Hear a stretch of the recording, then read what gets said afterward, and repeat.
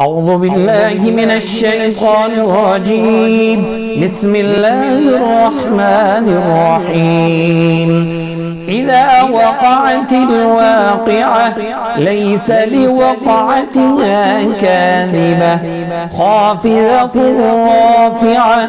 إذا رجت الأرض رجا وبست الجبال بسا فكانت هباء منبثا وكنتم أزواجا ثلاثا فأصحاب الميمنة ما أصحاب الميمنة وأصحاب المشأمة ما أصحاب المشأمة والسابقون السابقون أولئك المقربون في جنات النعيم. ثلة من الأولين وقليل من الآخرين على سرر موضونة متكئين عليها متقابلين.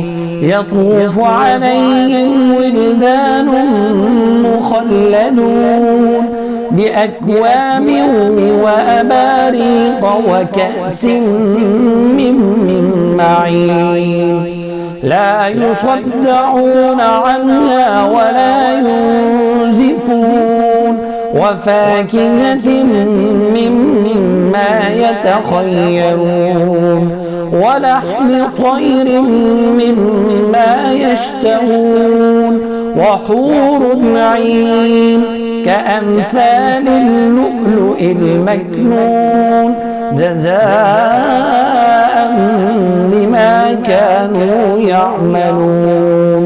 لا يسمعون فيها لغوا ولا تأثيما إلا قيلا سلاما سلاما. وأصحاب اليمين ما أصحاب اليمين في سدر مخضود وطلح منضود وظل ممدود وماء مسكوب وفاكهة كثيرة لا مقطوعة ولا ممنوعة وفرش مرفوعة. إنا أنشأناهن إنشاء فجعلناهن أبكارا عربا أترابا لأصحاب اليمين. ثلة من الأولين وثلة من الآخرين. وأصحاب الشمال ما أصحاب الشمال في سموم وحميم وظل من يحموم لا بارد ولا كريم. إنهم كانوا قبل ذلك مترفين وكانوا يصرون على الحنث العظيم وكانوا يقولون أئذا متنا وكنا ترابا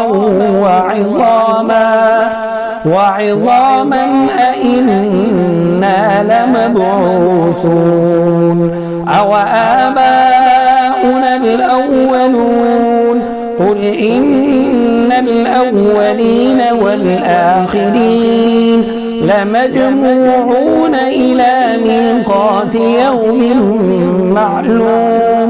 ثم إنكم أيها الضالون المكذبون لآكلون من شجر من زقوم فمالئون منها البطون فشاربون عليه من الحميم فشاربون شرب الهيم هذا نزلهم يوم الدين نحن خلقناكم فلولا تصدقون أفرأيتم ما تمنون أأنتم تخلقونه أم نحن الخالقون نحن قدرنا بينكم الموت وما نحن بمسبوقين على أن